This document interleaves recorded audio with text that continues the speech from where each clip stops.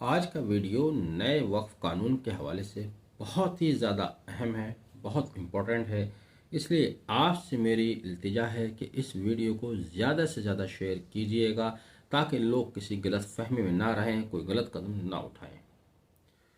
वक्फ amendment act 2025 केवल और केवल उन्हीं जायदाद को उम्मीद पोर्टल पर अपलोड करने के लिए कहता है जो इस कानून के बनने तक वक्फ बोर्ड में दर्ज हैं। जो जायदाद वक्फ बोर्ड में दर्ज हैं, सिर्फ और सिर्फ उन्हीं को उम्मीद पोर्टल पर अपलोड करना है। जो जायदाद वक्फ में दर्ज नहीं है, भूल कर भी उनको वक्फ पोर्टल पर अपलोड नहीं करना है। अगर कोई साहब आपको इस तरह का मशवरा देते हैं कि जो जायदाद वक्फ में दर्ज नहीं है उन्हें भी अपलोड कर दीजिए, तो इस सरासर गलत है, ये बरगलाने वाला मशवरा है। आप इस मशवरे के झांसे में ना आए। अब सवाल ये भी होता है कि जो वक्फ में दर्ज नहीं है उन जायदाद का मैनेजमेंट कैसे करें।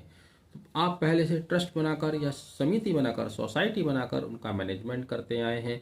अगर किसी जायदाद के लिए आपने अब तक कोई ट्रस्ट नहीं बनाया है तो ट्रस्ट बना लीजिए, क्योंकि यही नया कानून बहुत स्पष्ट रूप से, बहुत साफ तौर से कहता है कि जो जायदाद ट्रस्ट के तहत आती हैं, चाहे वो इस कानून बनने से पहले कायम किया गया हो या इस कानून बनने के बाद कायम किया गया हो, कोई भी प्रोविज़न इस नए कानून का ट्रस्ट द्वारा मैनेज की जाने वाली जायदाद के ऊपर एप्लीकेबल नहीं होगा।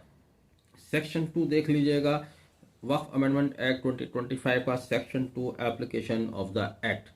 मैं नीचे दिखा रहा हूँ, बहुत इत्मीनान से पढ़िएगा, बार बार पढ़िएगा, लेकिन कोई गलत फैसला मत लीजिएगा, किसी गलत बहकावे में मत आइएगा। जो जायदाद वक्फ में दर्ज नहीं है उनको उम्मीद पोर्टल पर अपलोड नहीं करना है। इसके अलावा अगर किसी जायदाद को आप वक्फ के अलावा मैनेज करना चाहते हैं तो ट्रस्ट बनाकर मैनेज कर सकते हैं।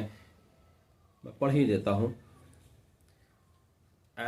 सेक्शन 2 का provided further that nothing in this act shall not withstanding any judgment, degree or order of any court applied to a trust by whatever name called established before or after commencement of this act or statutory regulated by any statutory provision pertaining to public charities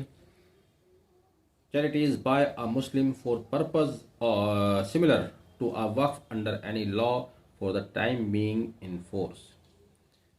साफ तौर पर कहा गया है कि कोई भी इस कानून का प्रावधान या किसी न्यायालय का आदेश या डिग्री उसके ऊपर लागू नहीं होता है। जो जायदाद ट्रस्ट से मैनेज की जा रही हैं, और ट्रस्ट भी कब बना हुआ, चाहे वो इस कानून के आने से पहले बनाया गया हो या इस कानून के आने के बाद बनाया गया हो। तो ये बात साफ तौर पर आप समझ लीजिएगा कि ट्रस्ट से मैनेज होने वाली जायदाद को वक्फ पोर्टल पर अपलोड बिल्कुल भी नहीं करना है। इसलिए मैंने शुरू में कहा था, फिर कह रहा हूँ, इस वीडियो को जितना ज़्यादा हो सके दूसरे शहरों तक, दूसरे ज़िलों तक आगे पहुँचाइए। अल्लाह हाफ़िज़।